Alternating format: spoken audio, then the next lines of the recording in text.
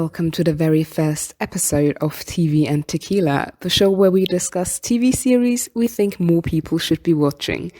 I am your humble host, Lou, and today we will be talking about Freeform's Motherland Fort Salem, in particular about the girls in our favorite unit, Rael Koller, Tally Craven, and Abigail Bellwether. Enjoy.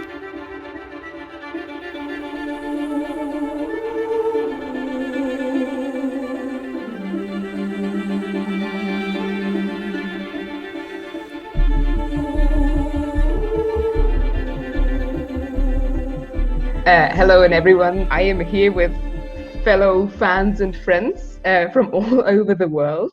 Would you mind introducing yourselves real quick? Hi, I'm Alex. Okay, I will continue.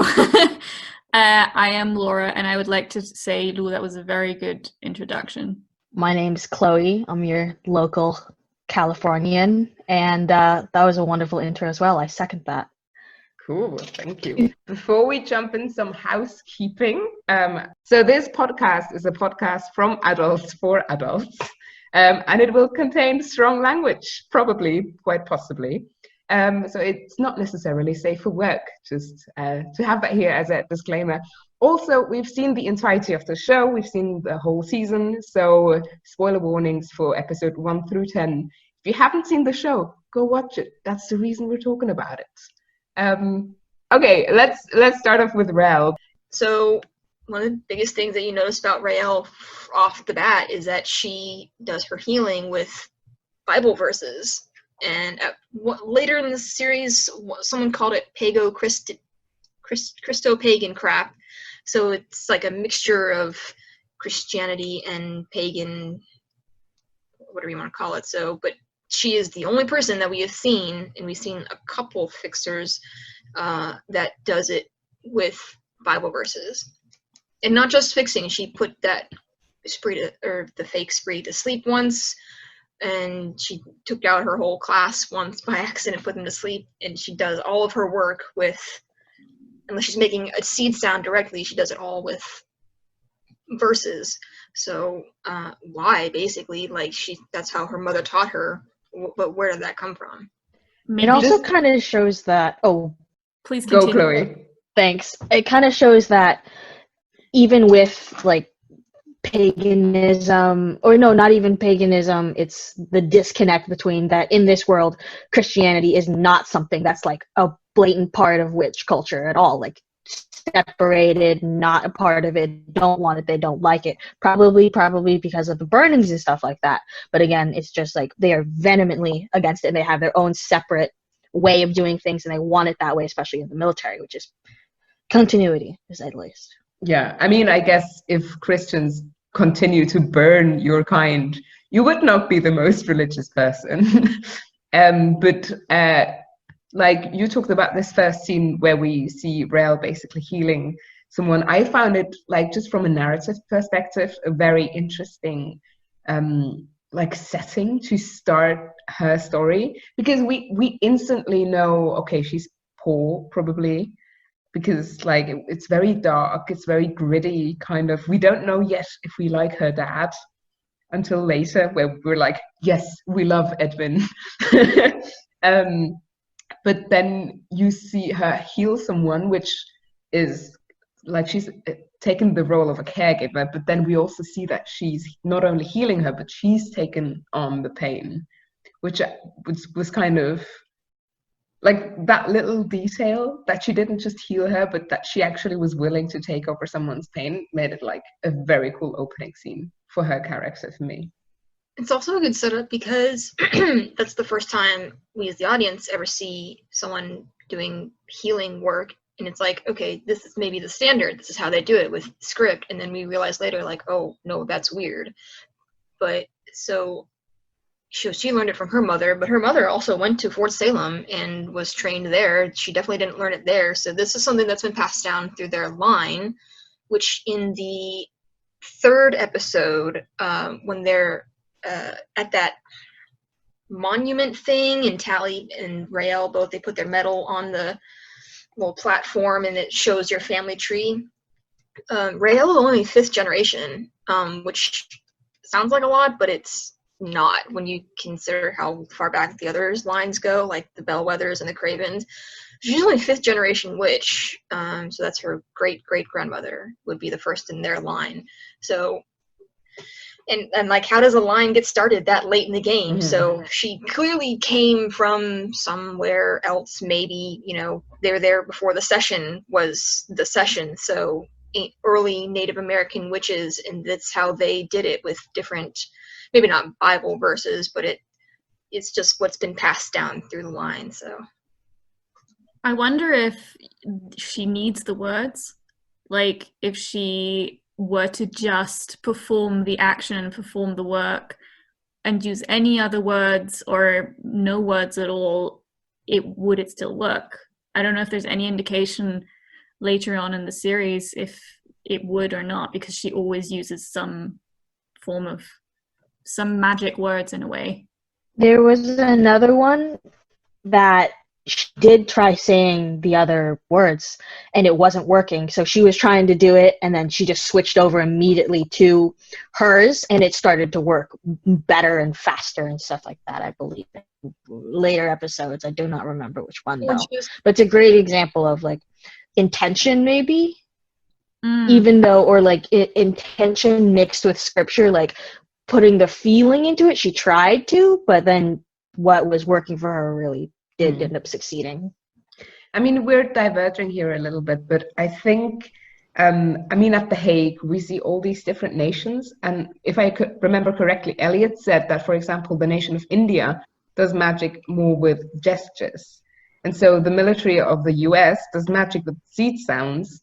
It isn't like far off to say that some witches do magic only with words. And for Rel, it obviously seems to be working. It's like a focus, like how they use magic wands in Harry Potter, and then, or even, I'm such a nerd, I'm not sorry, in Dungeons and Dragons, when you have druids and sorcerers, they all have a magic focus that they cast through. So for Raelle, using the words, the scripture words, that's her focus. That's how she directs her magic and her seeds to do what she wants it to. So actually, when she's meeting Scylla by the wind farm, there's a certain scene where one of the witches is using her hand motions to control the weather, which is something that we see in Anacostia during the seed somethings. The pushing of the hands, the lifting of like maybe the diaphragm and stuff like that to control this sound, which is along the lines of different ways to use magic and control it. Anyways, following Rel, maybe in episode 1. Right, we have that introduction scene, and then we have the whole thing with when they come to Fort Salem, and we instantly realize she doesn't really want to be there. Yeah, Laura? I mean, that's already indicated, like, right at the start when the woman comes to her for help and already expresses what an honor it is that she's going to the military and she's being drafted, and that explains how proud she is that she's going and how honorable it is, and the very subtle reaction from Raelle, just not saying anything, but there being this like, yeah, can we talk about something else now? I'm really not buying any of this, which I think is, I mean, it's very clear from the start, but yeah. I was to say the character introductions were really well juxtaposed together for the 3 main girls, the unit, because you have Raelle, who's like, fuck this, I don't want to be here. We can swear, right? We can. Like, fuck this, I don't want to do it. It immediately jumps to Abigail, who is like, proud, let's do it, carrying on the legacy, I'm ready, and jumps to Tally, who is just like completely idealized and romanticized the idea of fighting. So like, and it was just a boom, boom, boom, one after the other, and it was a really great juxtaposition, because I think those are the main 3 viewpoints of war. You either are like bitter and jaded from it, or you are super proud to serve, or you have this idealized notion of going to new places and helping people and all that stuff. So I thought that was well done. Yeah. they carefully planned out each and every scene and with the writing and everything, they being the producers and the writers, so like, they're like, okay, this is how we're introducing this character. It has to make a very specific first impression. So with Raelle, we got the girl who does not want to be drafted, but is a very talented healer already. What's the impression they made with Abigail? Did they nail it? Ooh, they made it was more like she wants to go and she already knows how to use some form of the magic and work, that she already knows how to use it, and she uses it carelessly to a point. So she's egotistical to a sense with the Bellwether name, and like, I'm going to go grind our enemies to dust while you go get married and go to college, which was like a little ego. It's Abigail. It's very condescending also to tell someone, well, you can go to college and get married and do like stuff with your life that's not really important, and I'm going to be the big war hero. She literally that's not as important as what I'm doing, and I'm like, yeah. Sorry, I found it also very important, like how they set the scene, because Raelle was like in her little house-ish flat, maybe, but then Abigail is on the top of a roof in New York City, I think. Yeah. So money, culture, and also access to high spaces, money again. Sorry, yeah, Alex.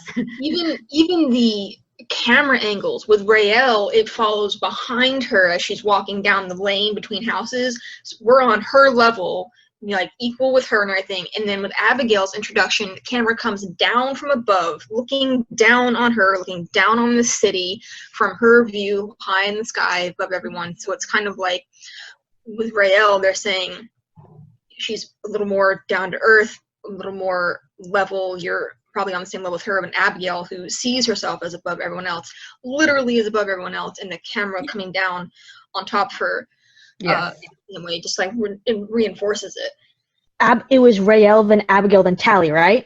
Yes. Yeah, Tally was last.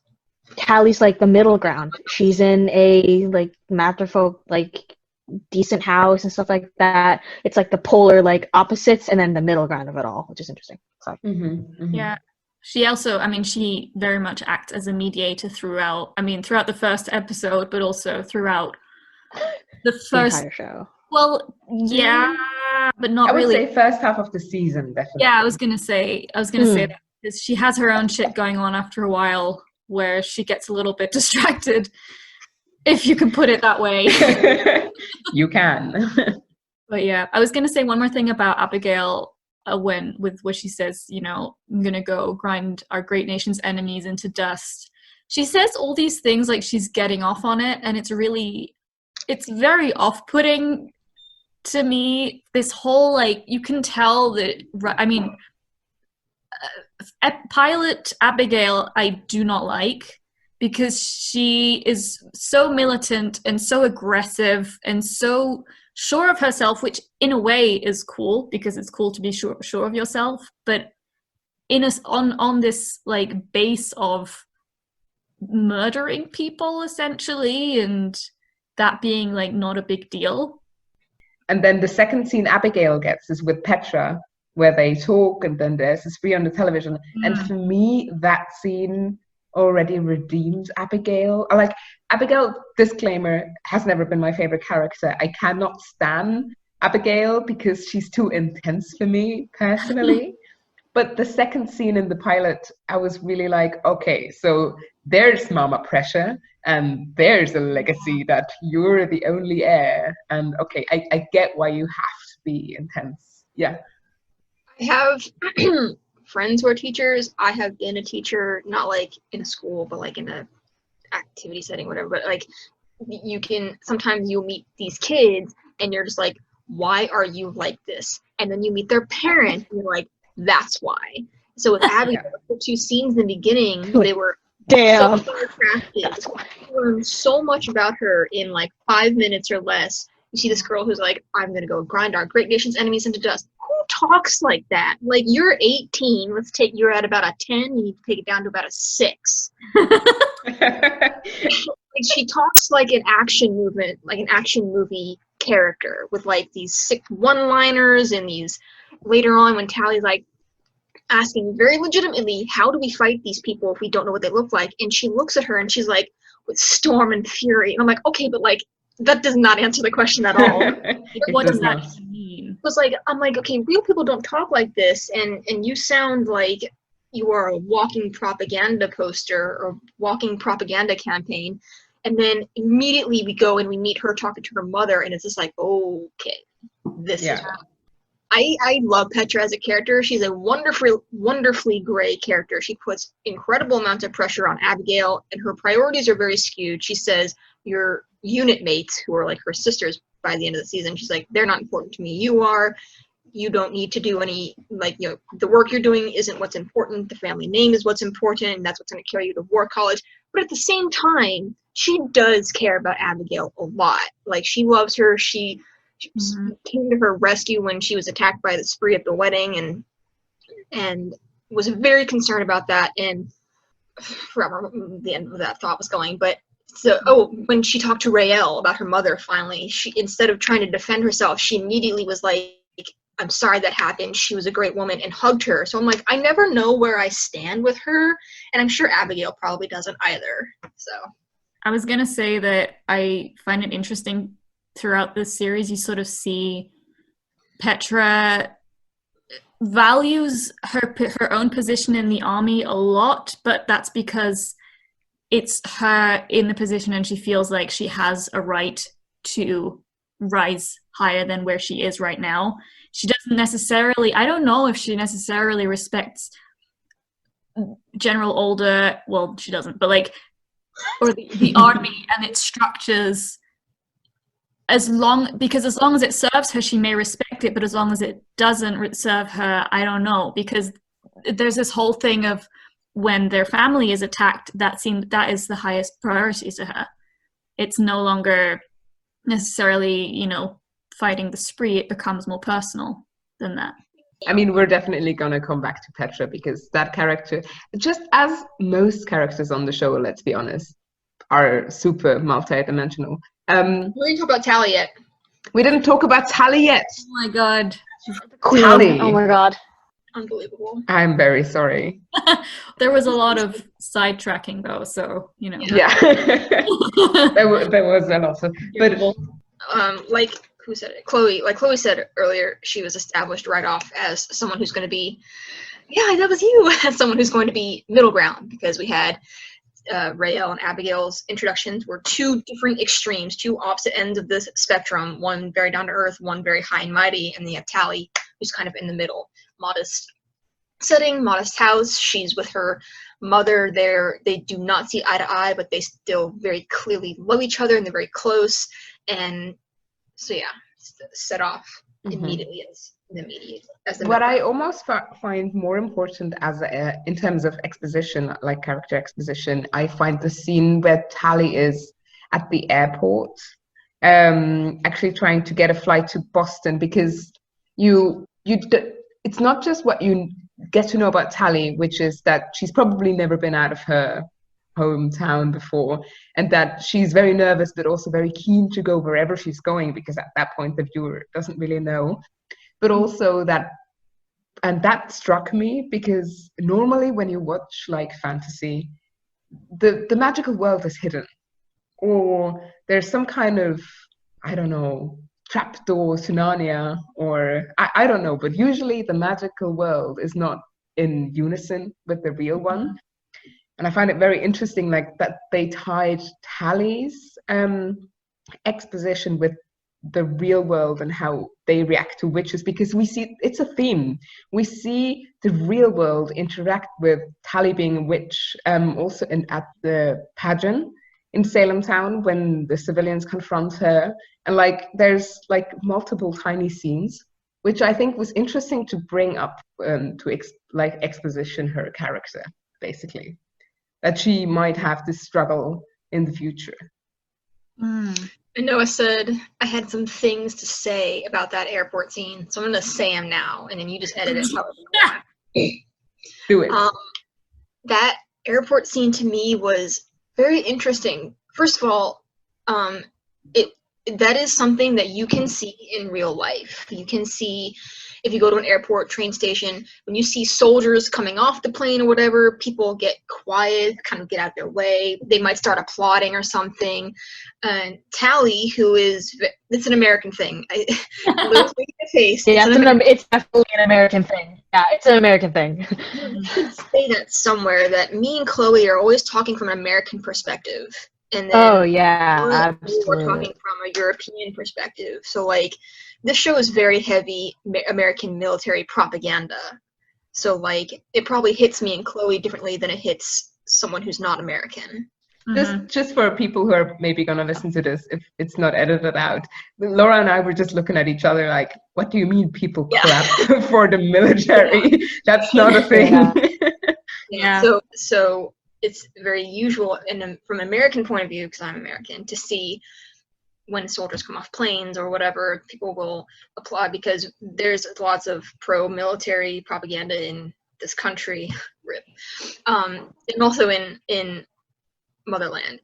But so that scene where she like takes her medal off, and the lady in the flight attendant clerk, she sees it and she kind of gets a little flustered, like, oh, like she's looking at a celebrity almost, and the gentleman behind her immediately says, oh, she can have my seat. That's something that you can actually see in American, like at an airport or a train station. Like, people will do that for soldiers. So I first thought that was really realistic and a good like representation of how it is here, but at the same time, it's a scene that would only work for Tally, because her origin story, we'll call it her origin storyline for episodes 1 through like 3 or 4 until she starts experiencing the real world, is her very idealized and romanticized view of what she's about to do. She and she says it very clearly to Raelle in the first episode. She says, we're going to go to amazing places, and we're going to meet new people, and we're going to help people and protect them. And Raelle's looking at her like, are you serious right now? But because she did grow up in a very isolated community, a matrifocal compound, and probably this is her first time, maybe she is this first time out of the house or something. But that really positive experience where this person saw her and immediately was like, oh, you're a good person, you're going to do good things, of course you can have my seat, would only work for Tally.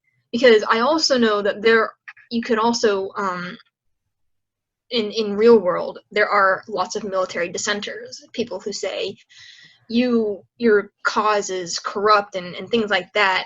And that would have been, so I'm wondering, is her experience in the airport, is that a universal thing? It can't be, right? Because there are people who oppose witches and oppose the draft, and so you could have easily have had it be, Raelle's experience when she was getting on the flight to Boston, and they were like, okay, well, we'll have to bump someone, and the person who gets bumped is pissed because, like, I need to get to Boston too. But the fact that they chose to go with the very positive experience and give it to Tally, just kind of reinforcing her idealized version of what they're doing, really just setting her up for a fall later. Something I wanted to touch on with Abigail as well was you see her, I mean, even like in the first episode, even on multiple occasions, reaffirm this whole idea of dying is part of the job, killing is part of the job. When she replies to Tally with fire and what did she Storm say? and Fury. Storm and Fury. Fire and Fury, that's different. Storm and Fury. Ice and fire. Yeah, all those elements. But basically, I find it interesting the way she goes from this vague idea of death and killing and dying to later experiencing it herself and coming close to it. Like, the thing is, what I was intrigued by was that when they all sit in the circle, and also in the triangle, and talk about who they've lost, she says, oh, I've lost aunts and so many cousins, but it's kind of distant for her. And I find that very interesting because as the season progresses, she's completely unprepared for what it means to actually be close to death and to lose someone who is very close to you and to see someone die that the way she did. And it was very interesting. I mean, also, maybe I'm overstepping because of when While we're here. well, when she meets the guy whose name I've completely forgotten. Adil? Adil. Yes, Adil. And they have long, meaningful stares.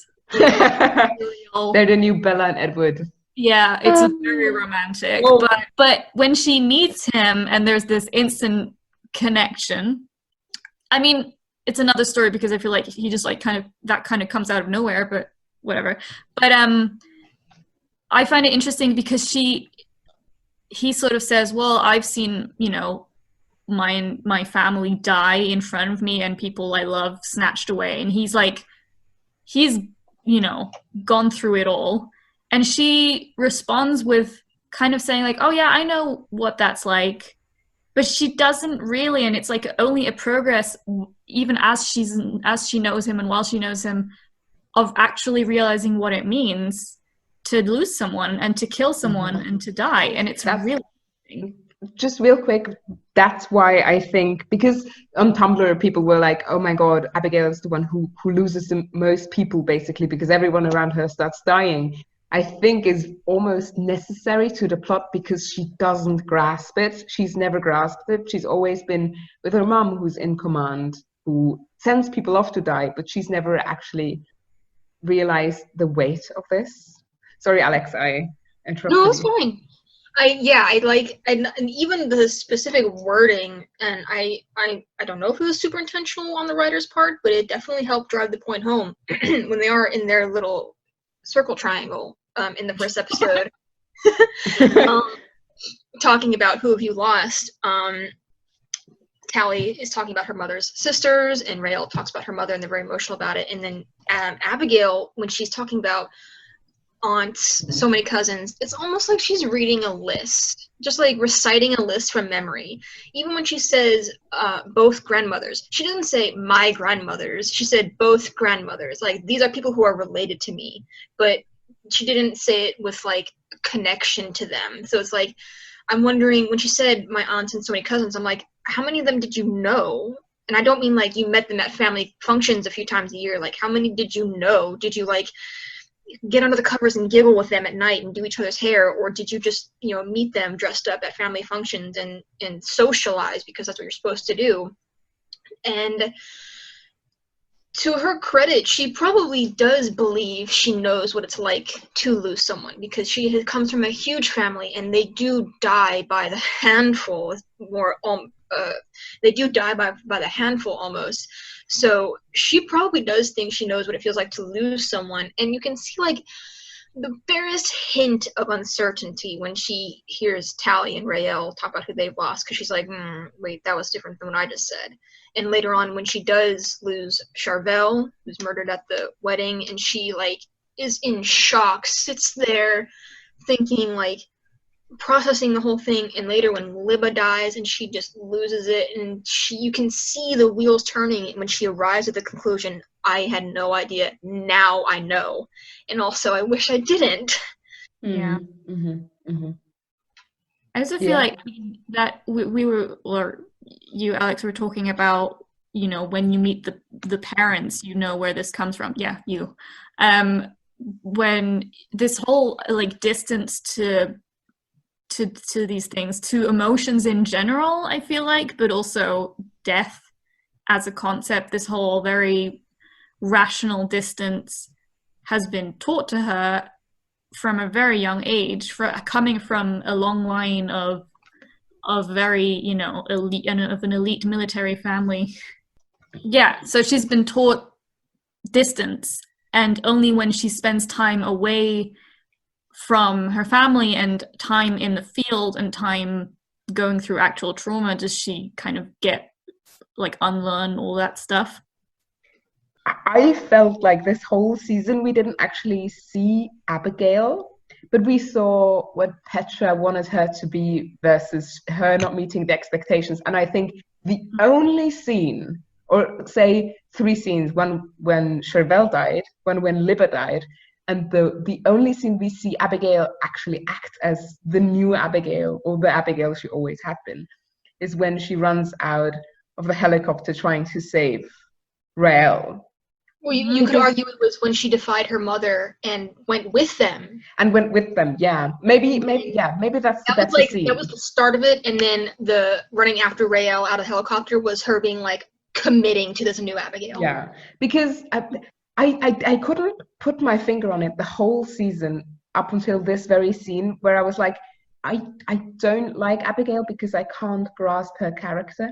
Like, she says things, but then she's never actually seen what she says she's seen, or she does things, but then she doesn't stick to it. It was always kind of like she tried to balance this. What's your guys' take on that? I agree that we didn't really get real Abby. Like, you saw flashes of her throughout the season, like when she didn't rat Tally out to Anacostia for using wind strike on a civilian in Salem,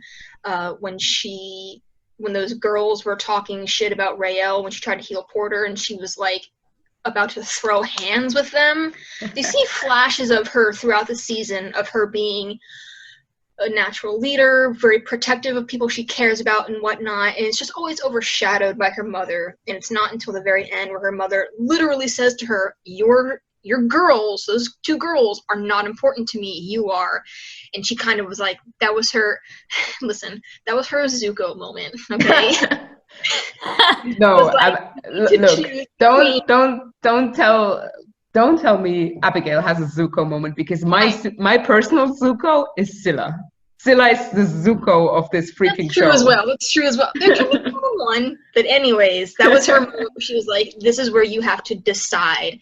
And she chose, her sisters. And that's when we finally saw Abigail come through. And instead of flashes, now we basically don't really know who she is right now. She just had this huge turning point.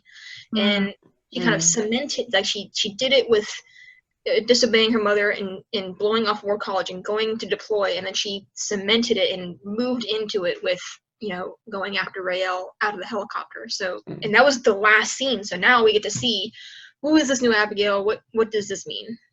We touched on Abigail, how we couldn't actually grasp her until very late in the season, how she got how her exposition was very much grand and how it all crumbled a little bit as we went.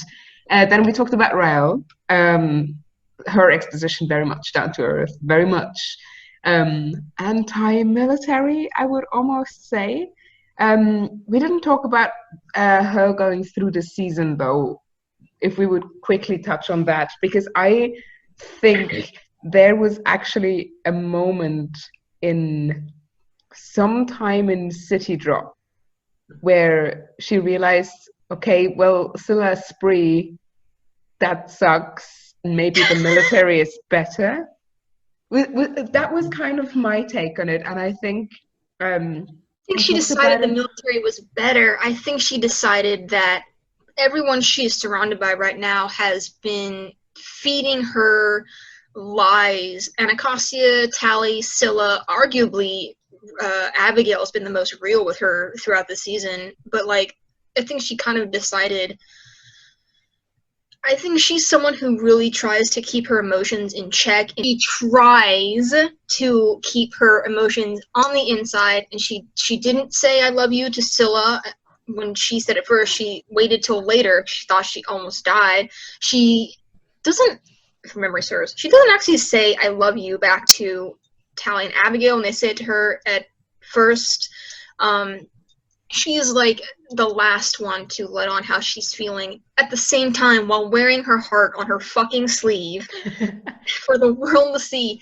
So I think she very much is controlled by her emotions a lot, which is why when she realizes Tally sold out Scylla, she kind of goes off on her, and then later she calms down and thinks about it, and she realizes it's not Tally's fault. And then at first when she realizes Scylla's betrayal and deception, she hates her, wants nothing to do with her, doesn't care if she dies, and then later she thinks about it, calms down, and realizes it's not all black and white. And that's like a recurring theme for her, is her emotions just absolutely dictate what she's doing in the moment, and then later she does damage control. Yeah, so I was saying that she kind of started to like get with the military, but I thought she realized that when this is all I have. This is literally all I have. Again, everyone else is betraying her left and right. The person she loved is getting these truths and stuff like that. She can't trust Scylla, she can't trust anything, but the military as a complex is a fallback, which happens for a lot of people that join the military. It's like a fallback. It's something that's solid when everything else is going crazy. And additionally, with her exploding and then coming back to it, that's shown in the first episode, because when she ditches out of song training, Abigail comes up and is like, like da da da da da, and she's like, well, fuck you, dude. And then she's like, this isn't a joke. Like, look what's happening out there.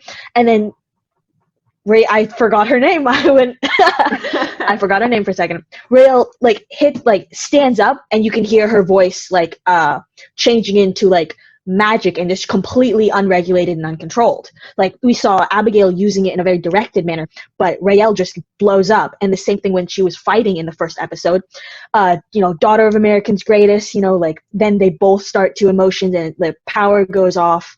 And again, they kind of reconvene, but Raelle is a fucking loose cannon, and that's kind of there. She uses the guise of, sorry, I don't think I used that word right. She uses the disguise of being so angry as a shield and a separation, but she also is really fucking angry.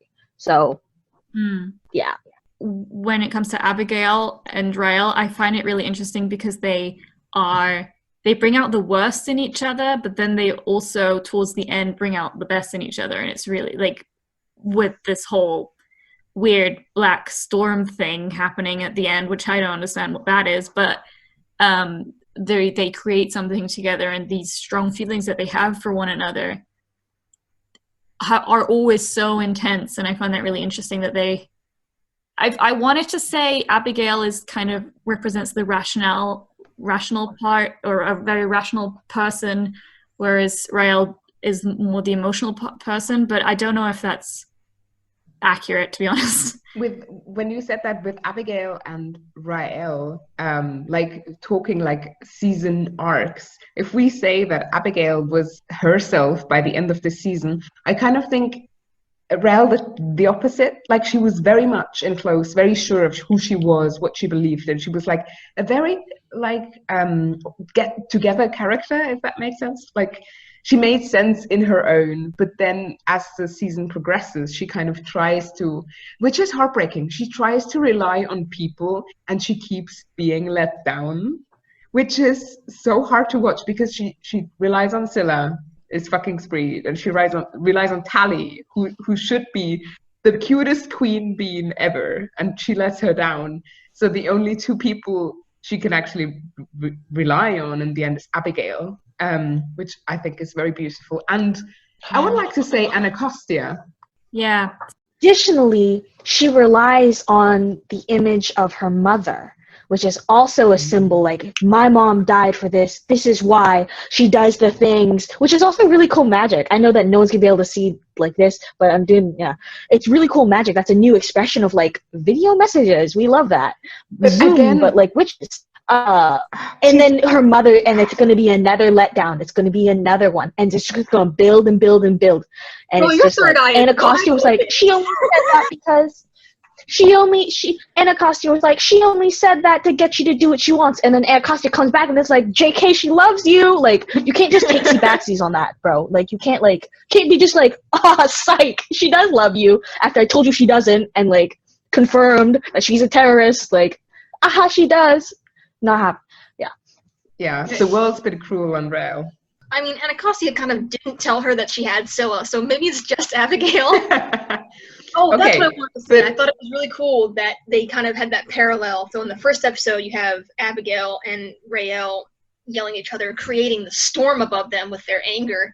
And in the last episode, it's not anger anymore, it's love now, and they created this explosion of power. So I was like, the cinematography. To kind of come to an end so I can stop this recording, what did you think of Tally's exposition, and then what did you think of her arc during the season compared to Raelle and Abigail?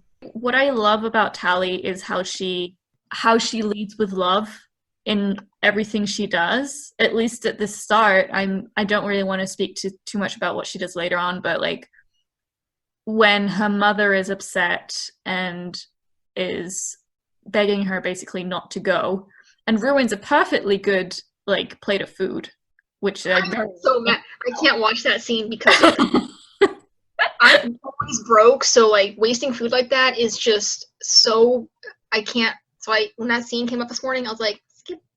Yeah, I mean, I get that she's angry. I very much understand her mother. She doesn't have to go, but she's going anyway. And in the eyes of her mom, it's just like, what the fuck is wrong with you? You're gonna die. And it's really heartbreaking to watch.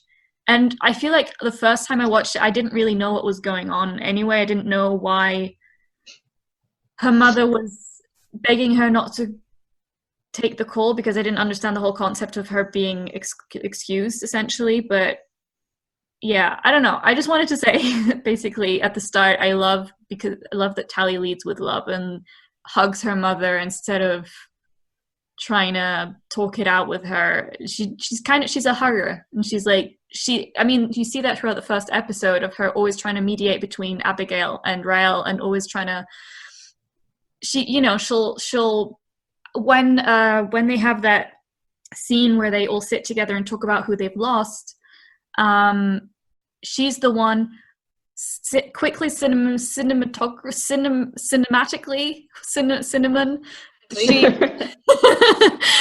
I find it really interesting because generally in this show, whenever characters tend to be in opposition to each other, they're filmed or they're shown from the side.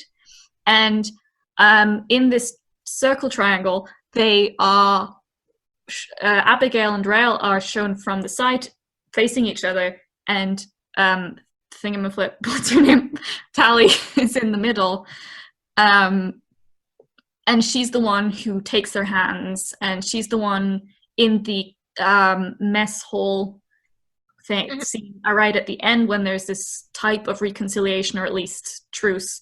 She's the one who initiates it, and she's the one who pushes them to sort of, fess up, and not fess up, but just like get it together and be nice to each other for once. Which is beautiful, by the way, when you think of the whole season. Is like, imagine Tally starting off with trying to make peace between Abigail and Rael, and then the very last moment they have together, literally Abigail trying to save Rael but having to leave Tally behind. It's kind of like, you did it, Tally. They love each other now, but you have to leave. Yeah, it's so heartbreaking. It was symbolic because she's like, the whole time she's been having to keep them together, and then now when she's been pulled away, they can do it themselves now. You raised them well. Yeah, she raised them well.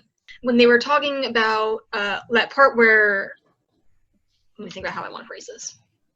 So in the show, we had Lieutenant Graves talking to Rael, and that was the audience's first breakdown of different kinds of witches. Fixers, blasters, knowers, necros, and presumably more that we have not heard of yet, but those are the 4 she mentioned because those are our 4 main girls.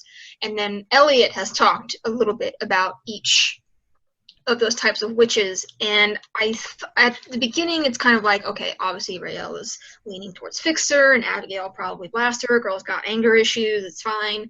And with Tally, hers took a little longer to come out because she was finding herself through the whole first half of the season, and then you start realizing there's a couple moments, like a moment before Beltane when she had that scrying thing that she did very well, and how she kind of has really good intuition about people. She is naive, yes, but she is very wise in other ways, I think. So it was kind of coming out, okay, she's going to be a knower eventually. Yeah, I mean, as a biddy, she will be tuned into older and then also being a knower. As a what? No, that didn't happen. So disappointed. Anyway. Yeah, Laura, sorry. Same.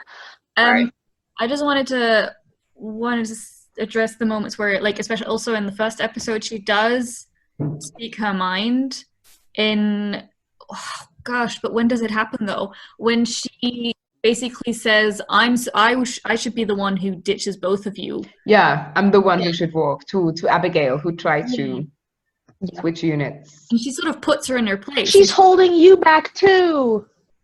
Uh-huh. Mm. Yeah.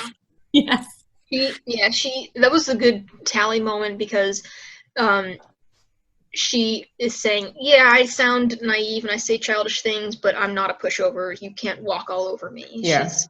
She's setting out boundaries, which is. And there's also another moment after Chauvel has died and Abigail is a wreck. And Tally tries to help, and Abigail like comes at her full force, and Tally's just like, "Don't talk to me like that." Yeah. Period. It's like, I'm not a pushover. I'm nice. That doesn't mean I'm weak.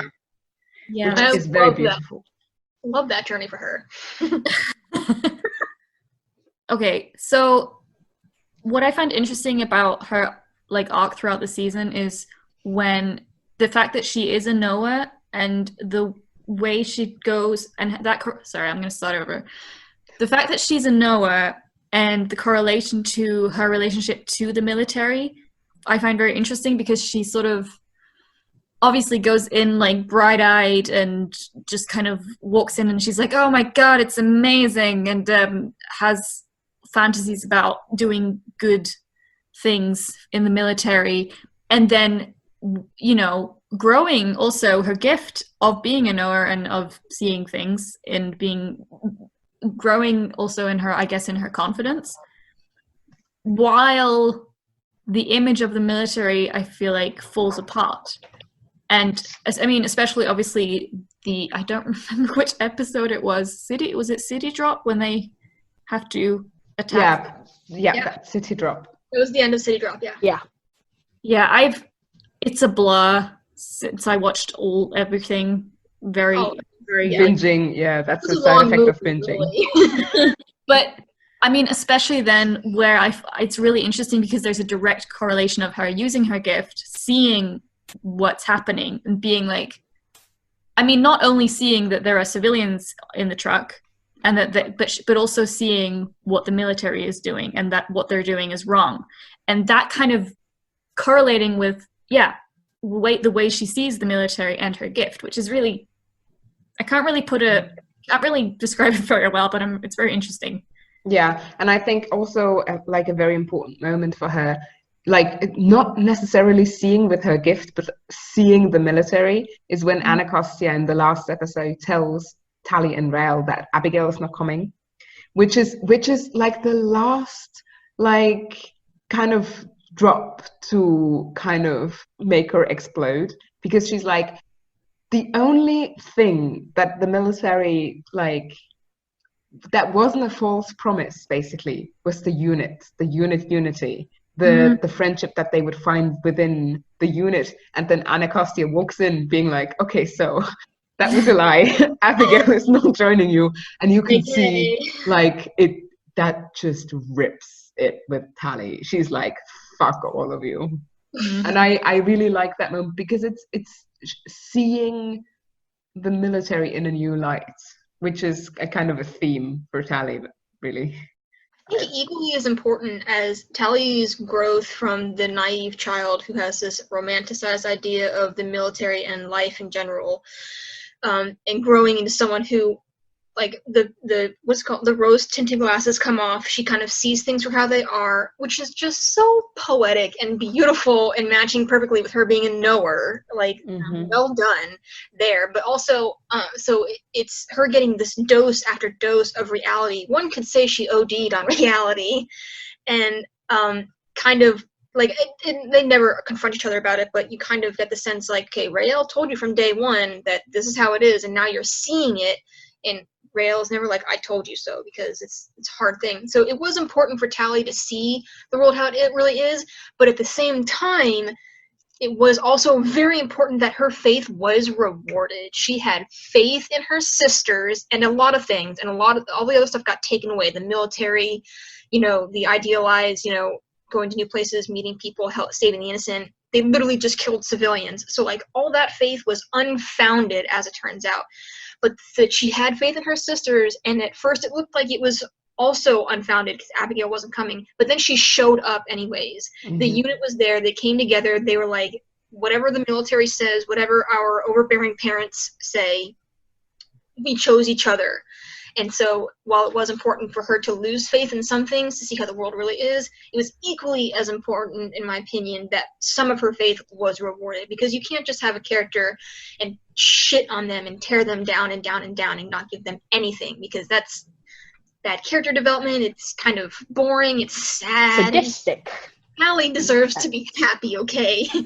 But so yeah, I thought it was good that she did have some reward. There was carrot to the stick, so to speak.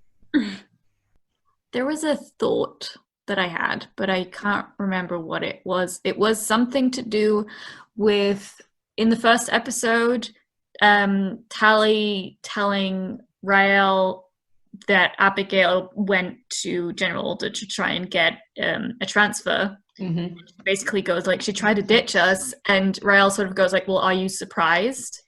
And I find that really interesting because she says that at a different point, much later in the series. I know which point you mean. It's the last episode. It's that scene with Anacostia and the two of them. And Tally's like, I can't believe Abigail would ditch us like that. And Rael is like, are you really that surprised? And Tally's like, yes, I am. That's really cool. I did different too. Like the context was from Rael's point of view, because in the first one, Rael's like, "Are you surprised?" Like, of course, Abigail is up her own ass about everything. She's just concerned about herself and whatnot. In the last one, Rael's like, "Are you surprised?" And it wasn't. I don't think it was her shitting on Abigail. It was on the military. It was the situation. It was the military. It was Abigail's mother, because Anacostia said Petra pulled strings. She has friends in high places. And so she was like, are you surprised? And I think when she said that, she was thinking to herself, I actually am surprised that Abigail ditched us, because she was really after all this time. So the words were the same, but the context was wildly different, and I fucking love that trope, man. I was here for it. I was like, I remember this exact line. This was episode 1. Elliot, I see you. That is money, that is honey to gift makers. You know, they love making those gift sets that are cinematic parallels from the beginning to the end of the season. Throwbacks to what already happened. And I think like, in the future we have to make an episode just about parallels, because there's so many. No, I didn't. I mean, coming back to that parallel, I didn't realize this until I rewatched the first episode. Okay, the first episode today, because I mean, I don't know. I guess also the way the time in which I watched the series was a bit different. Like I watched the first 3 episodes kind of far apart from each other, and then the rest all in one big bulk. Fair. Okay, I think we're gonna call it here. Thank you for tuning in to this very informative podcast about Freeform's Motherland Fort Salem. I will have a very fancy and snippy outro planned for next time. Good night. Thank you so much for tuning in to today's episode of TV and Tequila. If you liked this episode, it would be absolutely grand if you gave us a thumbs up and subscribe to this channel for more TV talks. Also, if you have a specific topic you would like us to discuss in our Motherland Fort Salem series, please let us know in the comments. That is all. Cheers.